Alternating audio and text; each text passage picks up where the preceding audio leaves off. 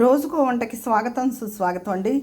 ఈరోజు మెంతికూర బంగాళదుంప కూర చేస్తున్నాను. ఇది ఒక పెద్ద బంగాళదుంప సన్నగా చిన్న ముక్కలు తీసుకోవాలి. ఇవి 2 ఉల్లిపాయలు ఇవి తరుక్కుని, కొంచెం కరివేపాకు, 2 పచ్చిమిరపకాయలు, కడిగి శుభ్రం చేసుకున్న మెంతికూర. మొదట ఇలా ప్యాన్ పెట్టుకుని మినపప్పు, ఆవాలు, జీలకర్ర, 2 ఎండుమిరపకాయలు పోపు వేయించుకోవాలండి. పోపు వేగిందండి. పోపు వేగాక ఈ ఆలు ముక్కలు, ఉల్లిపాయ వేసాను. చిటికెడు పసుపు, తగినంత ఉప్పు వేసుకున్నాను. ఇప్పుడు కాసిన నీళ్లు పోసుకుని మూత పెట్టుకుని ఉడకనివ్వాలండి. ఆలు ముక్క ఉడికిందో లేదో నొక్కి చూసుకోవాలండి. ఇది ముక్క ఉడికింది. ఇప్పుడు ఈ మెంతికూర వేసేసుకోవాలి ఇందులో. ఇదిగోనండి.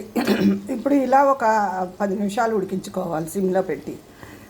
మెంతికూర చాలా ఆకుకూరలు అసలు హెల్త్కి మంచిది, ఐరన్ ఉంటుంది. పైగా మెంతికూరలో ప్రత్యేకంగా ఫైబర్ ఎక్కువ ఉంటుంది. ఈ కూర చాలా రుచిగా కూడా ఉంటుందండి. ఇందులోనే ఈ ఆలు మెంతికూరలోనే ఇంకో మెథడ్ ఉంది, ఇంకో పద్ధతి మా ఆడపడుచు చెప్పింది. ఈసారి ఎప్పుడైనా ఆ కూర చూపిస్తాను. కూర రెడీ అయిపోయిందండి. మెంతికూర, ఆలు కూర. ఇది కొంచెం ఇలా జ్యూసీగా ఉంటేనే బాగుంటుంది, డ్రై అయిపోతే అంత బాగుండదండి. రోజుకో వంటలో ఈరోజు ఆలు మెంతికూర కర్రీ చేశానండి. మీకు కనుక నచ్చితే లైక్ చేసి సబ్స్క్రైబ్ చేసుకొని నా ఛానల్ని ఎంకరేజ్ చేయాలని కోరుకుంటున్నాను. ఉంటాను, మీ విజయ పన్నాల.